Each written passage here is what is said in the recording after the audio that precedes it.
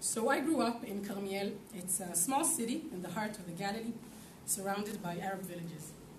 It was a natural thing to me to hear the muezzin call very early in the morning. It was a natural thing to see the mountain range from my window, where the Arab building style crawled up the mountain. I never really stopped to think why it looked so different from my small city, from the red rooftops, the greenery, the spacious way of building. Whenever I went into the village, of course, to eat hummus or to go to the supermarket that was open on Shabbat, I never felt unsafe, but for sure, I felt like I don't quite belong. The waiter at the hummus restaurant was always nice, and the cashier at the market was never unpleasant, but there was always a barrier that stood between us. And the more I paid attention, the more I felt that I want to break that invisible barrier that I saw whenever I looked out through the window or passed by the Hebrew and Arabic signs on my way home. I wanted to know more about the other side, more than just the things I heard on the media, which were almost always related to violence, war, and fear.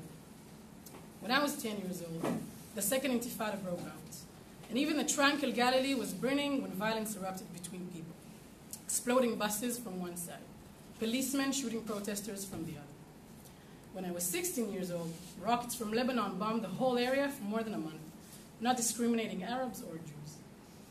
This is what I grew up on, but I refused to accept the idea that it has to be like this.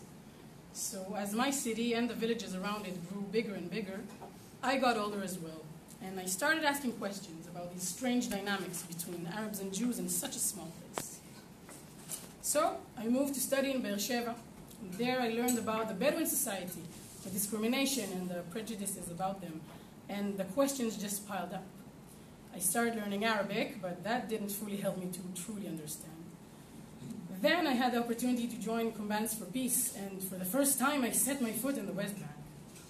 The questions just kept on piling, and the more involved I got, the more frustrated I became. Trying to bring the discourse to campus, trying to break the barriers between Arab and Jewish students in my liberal and progressive university, I felt like I'm getting more answers, but something in the process was missing. It was getting impossible for me to go to another demonstration, another meeting, seeing the apathy and the hopelessness around, and the suffering, so much suffering between people of this land. And here, everything just made so much sense. It made sense that my roommate Agustina will wear the hijab for a full day around the kibbutz just to understand Asil's experience in the world.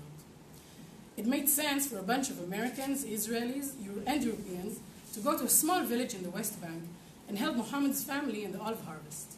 When we finished the work, we went to see Aida refugee camp and the separation wall and understood just a bit more how Muhammad's life looked like. It made total sense that I would invite to my parents' house a girl from Denmark, a girl from Puerto Rico, and a Palestinian refugee from Jordan for the weekend.